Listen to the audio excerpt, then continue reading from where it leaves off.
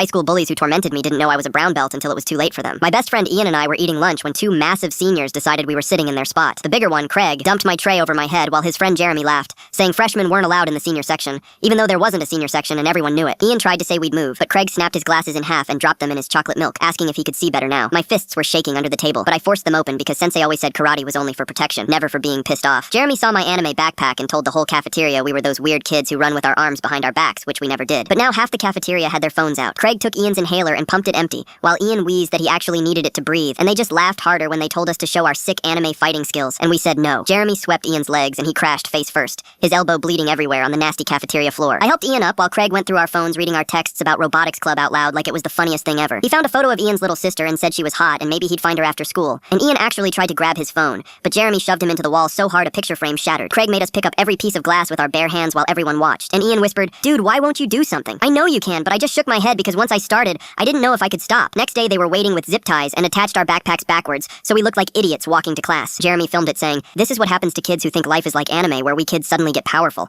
Except in real life, we kids just get destroyed." When teachers asked what happened, Craig stood right behind us, so we knew we had to say it was just a joke or whatever. And Mrs. Johnson definitely saw Craig's hand on my shoulder, but turned away like she didn't. Craig said, tomorrow they'd give us swirlies in every bathroom in school. And Jeremy said his college brother wanted to meet us, and he hazed actual adults. So imagine what he'd do to freshmen. Ian grabbed me in the locker room practically crying and said, "Please just fight back once. You know you could end this." But I told him fighting back when I was trained would land me in serious trouble. After school, Craig grabbed my arm, saying I had spaghetti muscles, and asked if I'd ever even thrown a punch, which was insane. Jeremy said they'd sign us up for the talent show to dance to K-pop in cat ears, and if we didn't, they'd break Ian's wrist so he couldn't game anymore. Every part of me wanted to drop them, and Ian kept looking at me like, "Please do something." I was dying inside watching him suffer because of my stupid principles. Craig took Ian's lunch money and bought himself pizza with it. When Ian's stomach growled, Jeremy punched him in the gut, and Ian dropped to his knees, gasping. I had to lock every muscle in my body to stop myself from showing them what a perfectly executed roundhouse looked like. They said, tomorrow they'd duct tape us to the flagpole during morning announcements, which would basically ruin our entire high school life forever. And Craig added, they'd strip us to our underwear first. Then Jeremy grabbed Ian's sketchbook from his backpack and started tearing out pages of drawings he'd worked on for months. These incredible detailed mechs and characters he'd created for the comic we were making together. He held each one up before ripping it in half while Ian begged him to stop. Actually begged. And Craig just laughed, saying, maybe now Ian would have time to learn how to draw something that didn't suck. They made Ian eat one of the torn pieces while I stood there hating myself for not defending my best friend. We tried to leave through the side exit, but their whole football crew was there, and Craig said they'd bet on which of us would cry first. Jeremy slapped Ian's face so hard it left a handprint,